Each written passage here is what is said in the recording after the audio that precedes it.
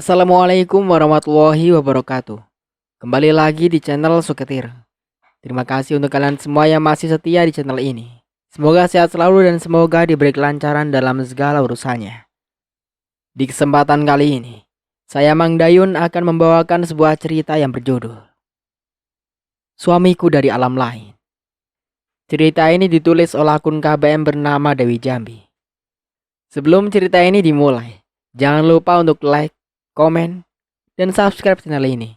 Dan juga tekan lonceng notifikasinya agar kalian semua tidak ketinggalan cerita-cerita terbaru dari kami. Tentunya tak usah berlama-lama lagi. Langsung saja kita masuk ke ceritanya. Hatiku gundah gulana, perasaanku was-was. Berulang kali ku dengar suara Indri memanggil namaku. Aku amat yakin jika itu suara Indri, istriku. Apakah karena batin kami sudah menyatu hingga menembus jarak dan waktu? Setelah meminta izin pada pimpinan, aku memutuskan untuk berteleportasi untuk mempersingkat waktu menuju dunia Indri. Sayangnya, teleportasi hanya bisa digunakan di darat, tak bisa di atas lautan. Portal jalan tol saat ini juga masih tertutup. Aku harus menunggu hingga lewat tengah malam, karena waktu itu portal baru dibuka. Beruntung, aku tahu jalan lain yang bisa dilewati selain jalan tol.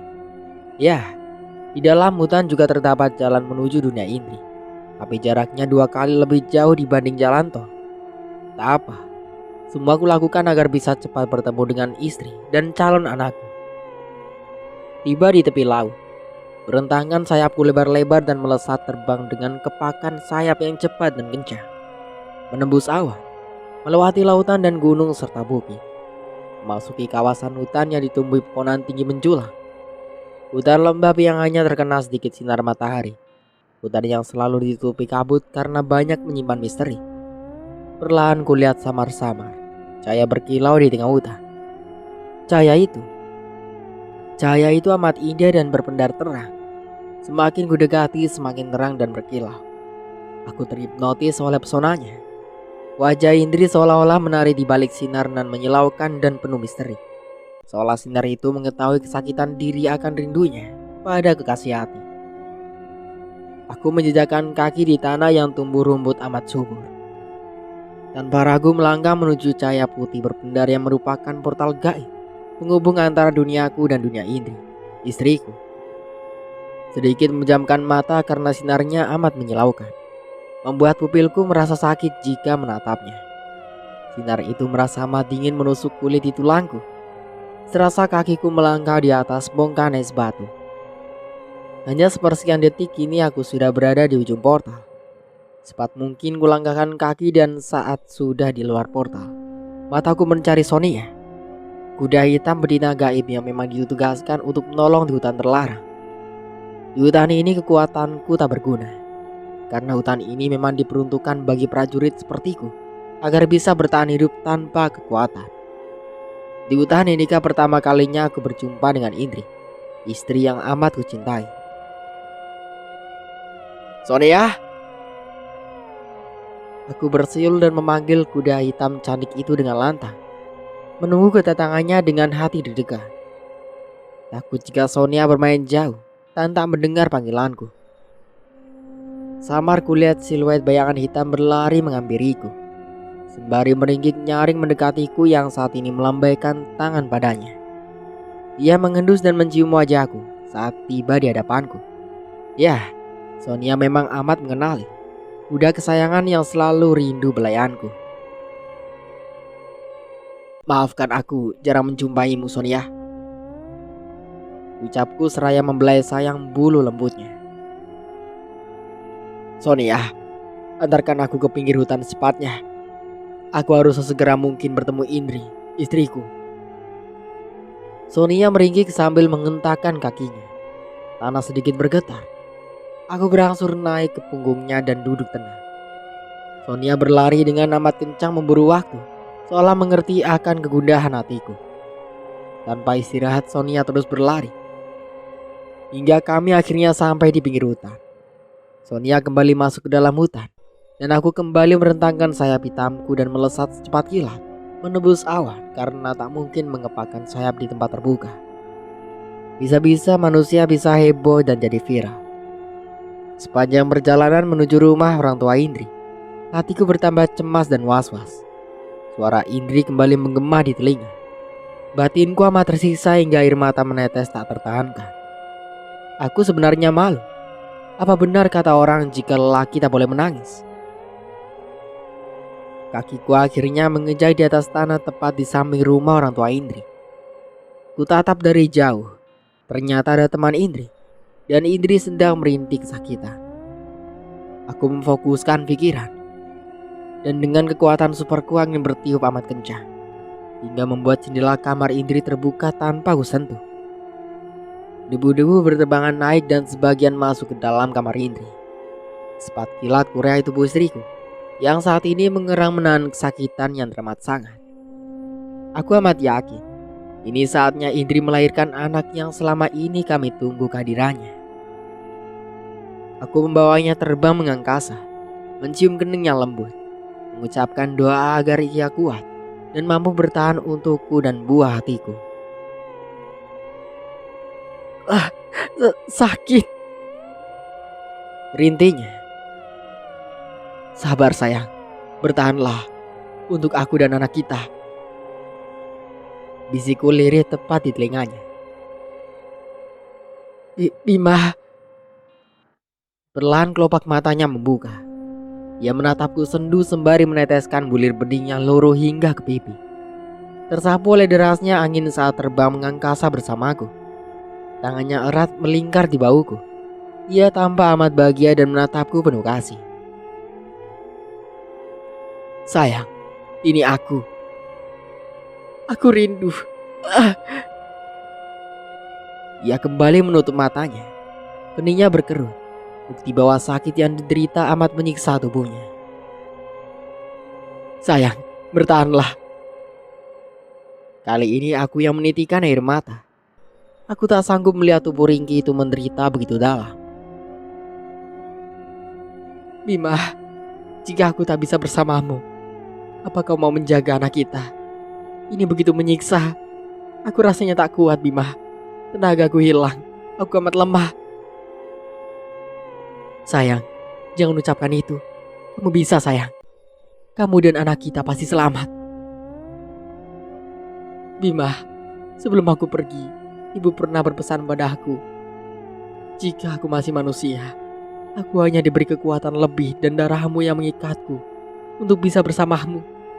Namun utuhnya aku masih manusia, karena aku masih hidup, Bima. Jika aku mati, aku tetap kembali berada pada pangkuan robku, karena di sanalah tempatku kembali. Dengan terbata dan menahan sakit, Indri begitu fasih mengucapkan kata demi kata, seperti ucapan perpisahan padaku. Dari telunjukku kuarahkan tepat di bibir mungilnya, sebagai pertanda untuknya agar menghentikan ucapan yang tidak. Aku tak ingin Indri mengucapkan hal yang hanya yang akan menyakiti hati dan pikiran. Perlahan mata sayu itu menutup, seiring tubuhnya yang melemah dan akhirnya deru napasnya terdengar satu-satu. Apa yang terjadi dengan istriku? Seketika itu pula tubuhku terasa amat lemah. Pikiranku sudah tak karuan. Aku tak ingin ia pergi. Aku ingin ia tetap menemaniku hingga punya anak cucu nanti. Tangannya yang tadi erat bergelayut di bahuku, kini jatuh dan menjuntai di udara. Sayang, bertahanlah. Tanpa memperdulikan sayapku yang teramat lelah dan sekali terbang, tak tentu arah karena beban pikiran, aku tetap memacunya menembus awan, memburu waktu untuk menyelamatkan istriku. Di tempat lain,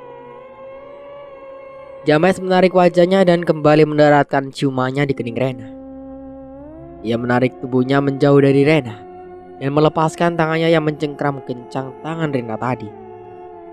Deru napas Rena terdengar memburu. Rena perlahan membuka matanya dan menatap teduh ke arah James yang saat ini sedang duduk bersandar pada tepi ranjang, seraya mengangkat menopang salah satu kakinya di atas kaki yang lainnya. Ia menatap Rena dan tersenyum geli melihat Rena yang salah tingkah menatap ke arahnya. Bibirnya ia gigit. Entah apa yang ada dalam pikiran gadis yang kancing bajunya sudah terbuka. hingga membuat belahan putih dadanya terlihat mencuat sebagian. Sempat menatap dan jiwa kelakian James dan adiknya meronta, membuat James segera memalingkan wajahnya. Kancingkan kembali bajumu, Rena. Apa kamu mau menggodaku? Ah, sialan kau. Ini gara-gara ulahmu tahu. Rena terkesiap mendengar ucapan James dan segera merapikan pakaiannya yang berantakan. Ia meraih selimut yang tadi dilempar untuk menutupi pahanya yang mulus. James kembali menatap Rena yang saat ini membuang wajahnya ke arah jendela, menikmati pemandangan kota yang menakjubkan sambil berdecak kagum. Seketika marahnya pada James hilang, berganti degup jantung yang terus maju saat tadi James hampir saja mencium bibirnya. Aku tak mungkin menciummu, Rena. Aku sudah bilang, jika kamu tak akan kusentuh tanpa seizinmu. Rena terhenyak. Sejurus kemudian Rena menatap nyalam ke arah James. Ia lupa jika James bisa membaca pikirannya. Sialan kau, James. Dasar menyebalkan, batin Rena. Detik berikutnya wajah James sudah berada amat dekat tepat di hadapan Rena. Mata birunya berubah merah semerah darah, menatapnya tajam bagai elang. Darah Rena berdesir kencang. Keberaniannya hilang seketika saat ia bertatap pada mata merah James yang menahan amarah. James. Rena berisut mundur, menahan takut yang teramat sangat. Bulunya mengucur di sela anak rambutnya yang sebagian menutupi wajah cantiknya. Tangan kasar James mencengkram kuat bau Rena dan menarik gadis itu mendekat pada tubuhnya. Rena mendongak dan mata mereka bersitatap. Tubuh Rena bergetar.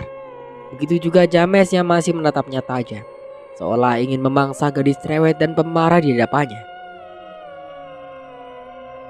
Aku mencintaimu, Rena. Tapi aku juga punya rasa marah dan batas kesabaran. Dan ucapanmu yang selama ini menghinaku dan merendahkanku sungguh membuat hatiku sakit.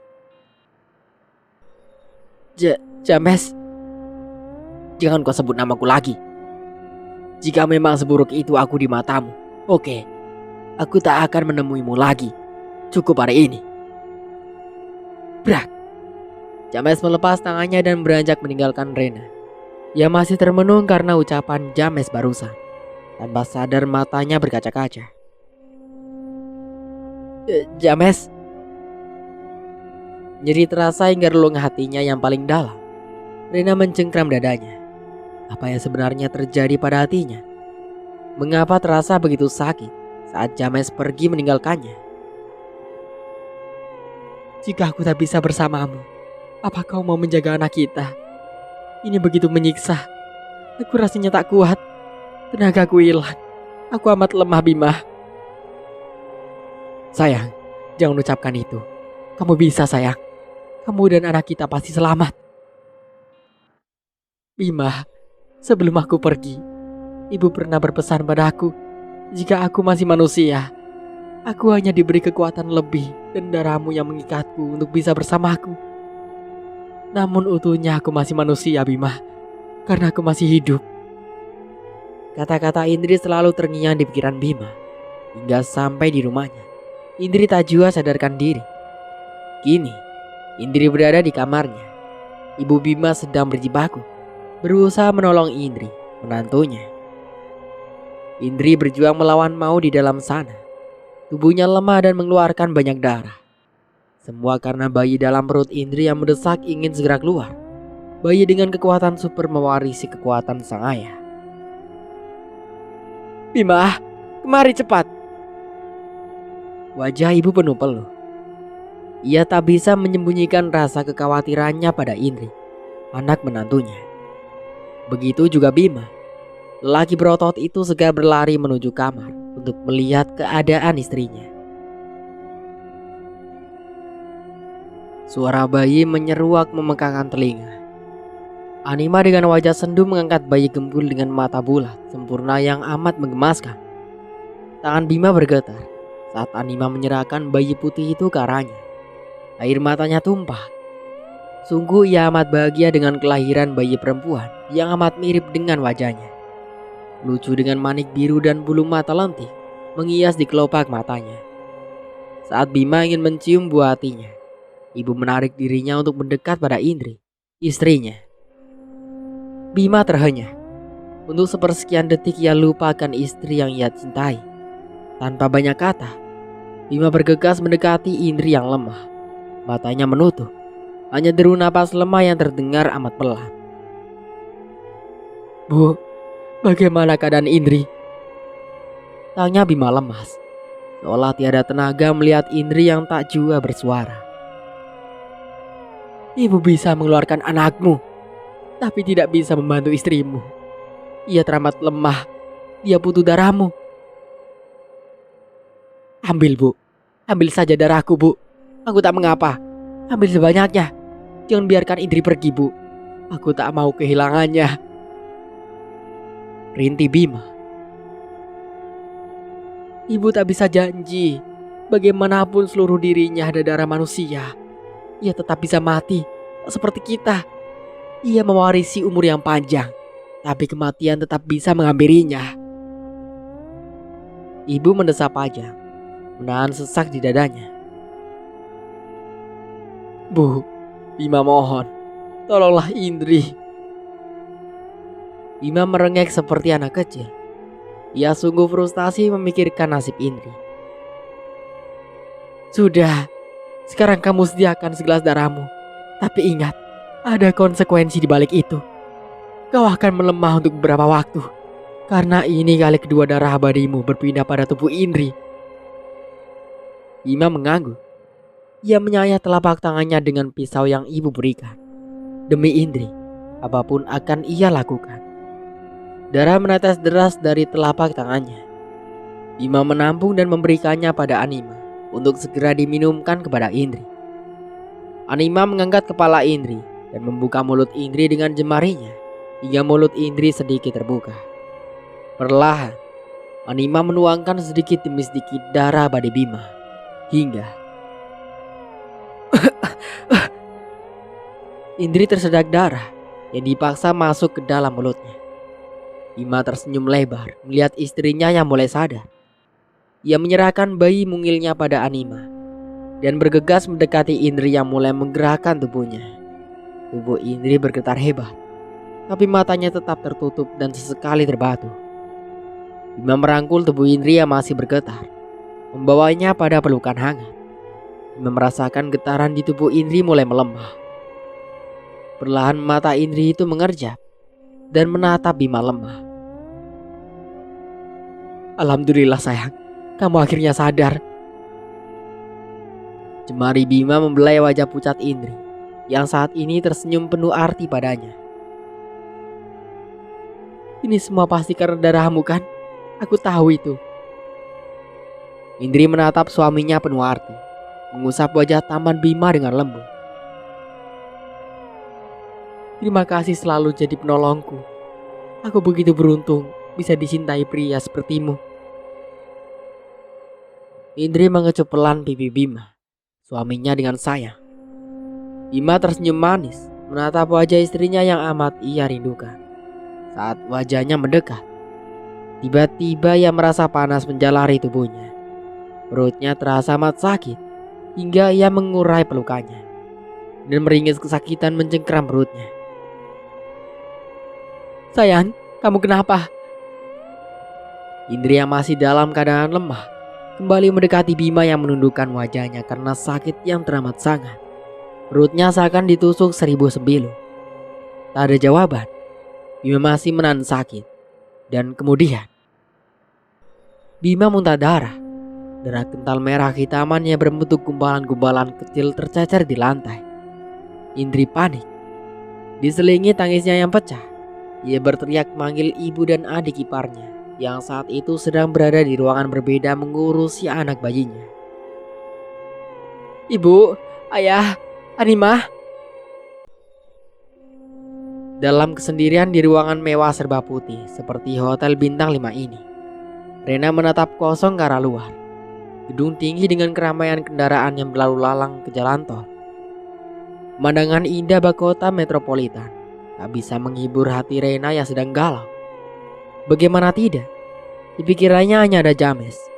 Wajah James yang marah selalu menari-nari dalam ingatannya.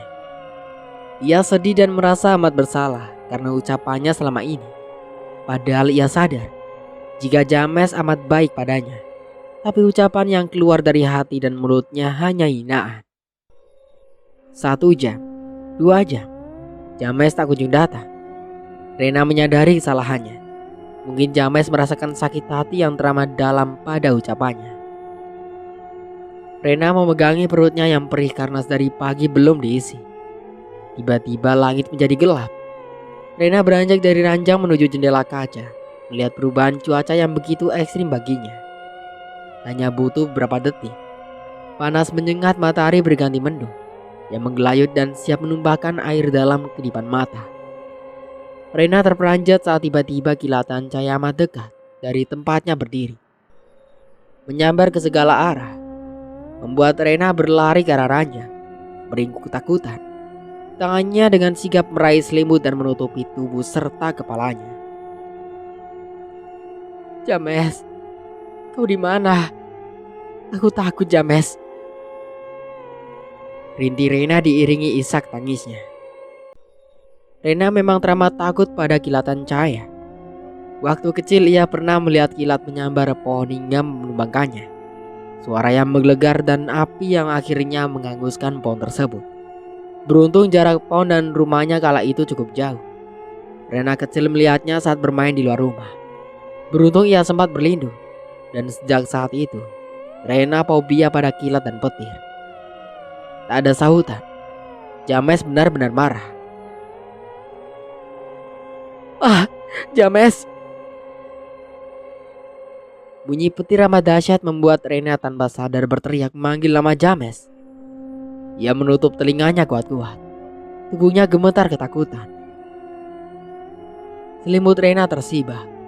James kini berdiri di hadapannya dengan tatapan iba. Mata merahnya lah yang tadi sempat membuat Rena takut, ini berganti biru sebiru lautan. Amat menenangkan. James duduk di samping Rena dan menatap mata Rena. Tak ada sentuhan dan tak ada ucapan. Hanya sebuah tatapan yang syarat akan arti. James. Rena beranjak langsung memeluk tubuh James. James hanya diam saat Rena memeluk tubuhnya erat. Rena membenamkan wajahnya di dada James, masih dengan terisak. Di luar, petir mereda dan mendung menghilang di bawah angin. Terang kembali. James masih mematuh. Rena mengurai pelukannya dan beringsut mundur. James, lirihnya. Makanlah, aku membawakanmu makanan. Kutaruh di atas meja. Setelah kamu makan, aku akan mengantarmu pulang. Sudah cukup jalan-jalannya. James beranjak dari duduknya. Rena menggigit bibir melihat tingkah James yang mendadak jadi pria yang dingin. Di mana sikap konyolnya tadi? Sudah hilang, Rena. Aku tak akan mengejarmu lagi. Aku janji, setelah ini aku tak akan mengganggumu lagi. Kamu tak perlu khawatir. James melangkah menuju pintu. Aku tunggu di luar. Pakailah baju yang sudah kusediakan di dekat meja makan. James. James berlalu tanpa sedikit pun memperdulikan panggilan Rena. Gadis itu terdiam, sembari mencengkram spray dan meneteskan air mata. Hatinya teramat perih melihat James yang mengacukannya. James, maafkan aku. Ibu, ayah, Adimah. Suara Indri menggema, membuat semua orang di rumah berlari serentak menuju kamarnya. Indri yang panik hanya bisa menangis histeris melihat suaminya yang tak berhenti mengeluarkan darah dari mulutnya. Bima. Ibu berlari menuju ke arah Bima. Ia tampak sangat khawatir dengan keadaan Bima. Bu, Bima kenapa, Bu? Isak Indri dengan memegangi lengan suaminya. Bima hampir saja jatuh. Tubuhnya limbo. Beruntung saat itu ada ayah yang dengan sigap memapah Bima menuju kamarnya. Indri, kamu jangan memikirkan Bima. Ini konsekuensi untuknya karena darah keabadian diberikan pada orang yang sama. Ibu, apakah Bima bisa sembuh? Atau dia akan mati? Bulir bening semakin deras mengalir di pelupuk matanya. Nanti ibu jelaskan secara detail. Saat ini ibu dan ayah akan merawat Bima dulu. Kamu akan dirawat dengan Animah. Jangan terus berpikiran buruk. Dan berdoalah untuk Bima, suamimu. Ibu membelai kepala Indri saya. Ia berbalik dan bergegas melangkah pergi meninggalkan Indri, yang saat itu juga dalam keadaan lemah sehabis melahirkan. Indri terisak. Ibu muda itu tertunduk lesu memikirkan nasib Bima, suaminya. Sedikit pun ia tak mampu berpikiran baik. Melihat Bima dalam keadaan seperti tadi, ia meremas rambutnya frustasi. Matanya yang semula coklat berubah merah semerah darah. Ia marah, ia kecewa. Gara-gara menolongnya, Bima sekarang harus menanggung akibatnya. Kak Indri? Suara derap langkah kaki Anima terdengar menggema di ruangan kamar Indri. Gadis muda itu berlari mendekati Indri, seraya menggendong bayi mungil Indri yang saat itu sedang tertidur. Kak, sadar. Kakak gak boleh lemah seperti ini. Kasihan bayimu, Kak. Indri menatap Anima dengan sendu. Mata merahnya berubah kembali menjadi hitam seperti biasa. Wajahnya lusuh dan rambutnya acak-acakan. Menatap Anima dengan mata sembabnya. Semua gara-gara kakak, An. Kak Bima harus merasakan sakit dan terluka. Kakaklah penyebabnya. Air mata Indri kembali mengalir deras. Anima iba melihat kondisi Indri yang begitu memprihatinkan. Ia mendekat dan menyorotkan bayi mungil yang saat itu masih tertidur dengan mengemut jempol tangannya. Bayi berkulit putih dengan hidung yang mancung dan bibir yang merah. Lihat anakmu ini, Kak. Bayi kecil yang tak berdosa. Apa kamu tega melihatnya terluka? Ia butuh kamu, Kak. Butuh ASI dan kasih cintamu. Doakan Kak Bima. Aku tahu kamu sangat mencintainya. Begitupun dia sangat mencintaimu, Kak. Yakinlah dia akan baik-baik saja. Indri mendongakkan wajahnya, menatap mata tulus Anima yang saat ini memandangnya iba. Ia mengulurkan tangannya, meminta bayi yang kini berada di tangan Anima. Dengan senyum tulus, Anima menyerahkan bayi itu dengan sangat hati-hati. Indri memandangi wajah bayi yang tertidur tenang dalam gendongannya. Bayi mungil yang amat lucu dan menggemaskan. Maafin ibu, nak. Lirihnya. Bayi itu menggeliat seolah mengerti ucapan ibunya. Matanya mulai mengerjap. Bola mata bulat berwarna biru menatap ibunya sembari tersenyum manis. Hati Indri teriris. Indri mendekatkan bayi mungilnya pada dadanya. Ia membuka beberapa kancing dan mulai menyusui. Tangan bayi menggapai dan menyentuh dada Indri. Matanya meremelek, bertanda amat menikmati menyusu pada ibunya. Kamu sudah lebih baik kan, Kak?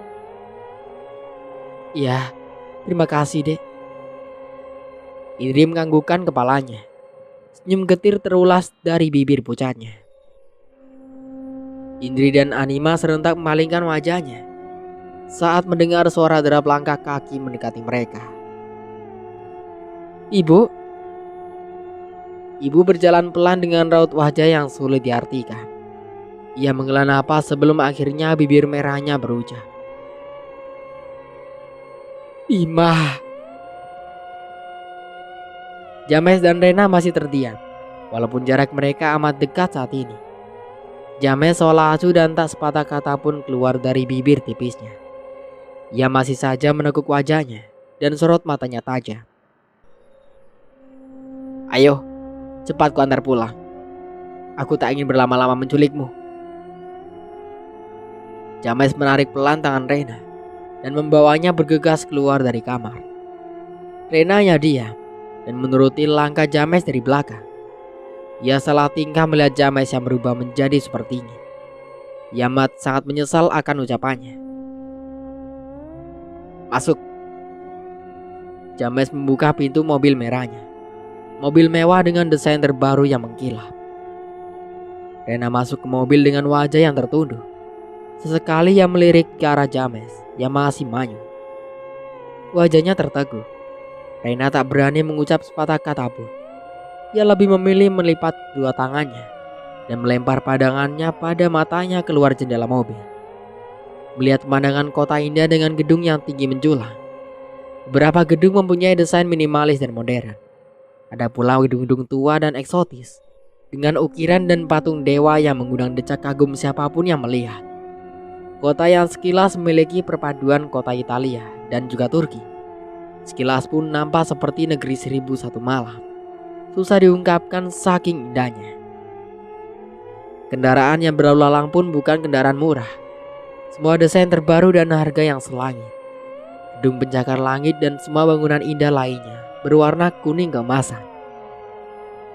Untuk sejenak Rena melupakan perih di hatinya dan terpaku pada pemandangan kota dengan gedung indah yang memanjakan mata.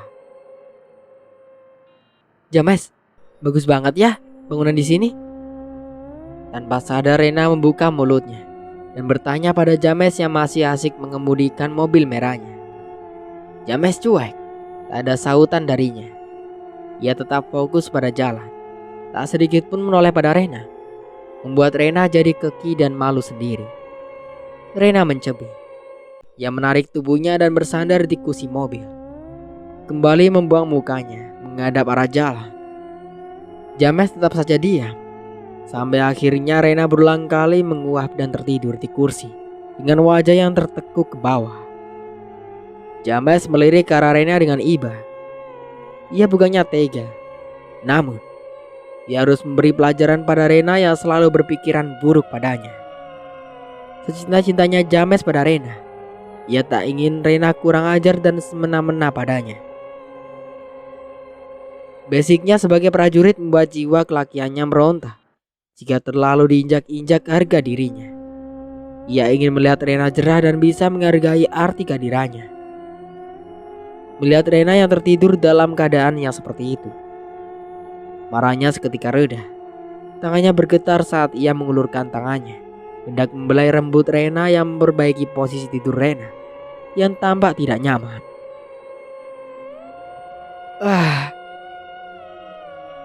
Rena menggeliat saat tangan James hampir saja menyentuh kepalanya. Seketika itu pula James langsung menarik kembali tangannya dan berpura-pura kembali memfokuskan pandangannya pada jalan. James, mata Rena terpejam. Tapi James sadar jika saat ini Rena mungkin sedang memimpikan dirinya. Kau menyebalkan, James. James tersentak saat mendengar namanya dipanggil oleh Rena. Ia memalingkan wajahnya dan menatap Rena marah. Ternyata gadis itu masih dalam keadaan tertidur. Rena, dalam keadaan tertidur pun kamu masih membenciku. Apa aku sebegitu buruk di matamu? Dan bening air meluncur pelan di sudut mata James. Bukti betapa pedihnya hati seorang James yang cintanya ternyata bertepuk sebelah tangan.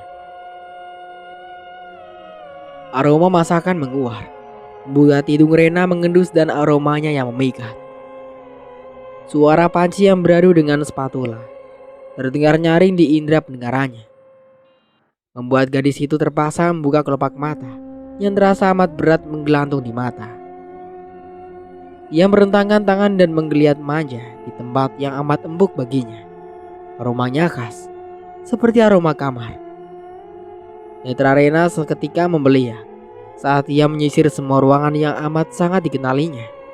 Ya, ini kamarnya, dan aroma nikmat menggoda ini. Masakan Ibu Rena. Kaki kecil Rena yang berukuran 38 ini menjejak di lantai marmer putih yang cukup dingin, membuat tubuhnya sedikit bergidik. Sedikit menjijit ia melangkahkan kaki keluar kamar dengan membuka pintu perlahan. Derit pintu terdengar lirih. Sedikit rasa was-was bermain di hatinya. Apakah ini nyata? Atau cuma sekedar ilusi dari James? Samar dilihatnya seorang wanita membelakanginya, sedang berdiri di depan kompor gas 2 tungku. Tangannya terus bergerak, seolah sedang menari dengan musik berisik perpaduan spatula dan panci kesayangannya. Mama, lirih Rena. Wanita itu sedikit mengendihkan bau dan berbalik menatap Rena. Senyum mereka terulas bibir merahnya. Tatapan teduh yang amat Rena rindukan terpancar jelas dari mata indahnya. "Apa kamu sudah bangun?" sapanya. "Mama." Seolah telah berpisah lama, Rena berlari dan langsung memeluk tubuh wanita yang ia panggil mama itu. Air matanya tumpah dalam pelukan mamanya. Rena merasa seperti kembali pada masa bocah yang haus kasih sayang mama. Kenapa? Aneh sekali kamu sayang." Mama membelai rambut Rena. Tangan kirinya mematikan api kompor dan lantas membawa Rena ke arah meja makan. Ia mendudukkan Rena di salah satu kursi berhadapan dengannya. "Mah, Rena pergi sudah berapa lama? Apa mama baik-baik saja setelah Rena tinggal?" Rena tergugu sambil meremas baju yang dipakainya. Ia amat khawatir dengan keadaan orang tua satu-satunya yang ia miliki saat ini. Ya, Rena hanya punya ibu yang selalu sayang padanya dan juga adiknya, Reno. Saat Rena remaja, ayahnya menikah dengan wanita lain setelah ketahuan 2 tahun berselingkuh. Itu pun terjadi saat wanita simpanannya memeriksa kandungannya bersama papanya Rena. Dan kebetulan saat itu mama Rena lah yang membantu, karena mamanya adalah asisten dokter kandungan. Itulah mengapa sikap Rena amat jutek dan terkesan bengis kepada semua lelaki, termasuk James. Ia sukar untuk jatuh hati, selalu berpikiran buruk. Baginya semua lelaki itu sama buruknya seperti papanya. Walaupun berulang kali mama selalu menasihatinya, Rena tak mau peduli. "Memang kamu kemana sayang? Semenjak mama pulang tadi pagi, kamu mama lihat masih bergumul di kasur embukmu itu. Mama sengaja gak bangunin. Kayaknya kamu capek sekali. Apa banyak tugas di kampus sayang?" Rena terdiam. Otaknya bekerja keras. Bagaimana bisa ia berada dalam kamarnya? Bukankah barusan ia berada dalam mobil mewah James? Dan James, kemana pria pemarah itu sekarang? Di mana dia? Tatapan Rena kosong, mengingat pertengkarannya dengan James saat itu. Bagaimana James menatapnya tajam dan mengacukannya. Seketika itu hati Rena sakit. Ia mencengkram dadanya dan menunduk kesakitan. Rasanya pedih bagai tersayat sembilu. "Ada apa Rena? Kamu sakit?" Mama menatapnya dengan khawatir. "Rena, tak apa mah. Sungguh?" Rena tersenyum getir dan mengangguk. Ia hanya tak ingin mamanya tahu apa yang terjadi pada dirinya saat ini. "Mah, Rena mau tanya sesuatu, boleh?" Setelah sakitnya mereda, ia memberanikan diri bertanya pada mamanya. "Mau tanya apa nak?" "Mah, kenapa terkadang hati kita sakit saat memikirkan seorang? Itu tandanya apa mah?" Mama mengerutkan dahi. Ia seperti berpikir keras, menatap dalam manik coklat Rena tanpa berkedip sedikit pun. "Seseorang itu mama," selidiknya. Bukan mah." Rena menggeleng pelan. "Laki-laki?" tebak mama. Ia sepertinya mengerti kegusaran hati Rena. "Iya mah," lirihnya berbarengan dengan anggukan kepalanya. Sudah kenal lama. Siapa dia?" Jurus kemudian mama tersenyum simpul dan menyadarkan tubuhnya. Belum mah, baru beberapa hari. Jelas Rena bertambah bingung oleh pertanyaan mama yang seperti menginterogasinya. Syukurlah, akhirnya kamu bisa jatuh cinta. Awalnya mama mengira jika kamu tak akan pernah suka dengan pria manapun karena trauma terhadap perlakuan papamu. Mama menghela napas dalam seperti lepas dari bebannya selama ini. Jatuh cinta. Rena pun tak salah terkejutnya dengan mamanya. Untuk sementara aku cukupkan dulu ceritanya sampai di sini. Sampai jumpa kembali di part berikutnya. Saya Mang Dayun pamit undur diri. Kurang lebihnya mohon maaf. Wassalamualaikum warahmatullahi wabarakatuh.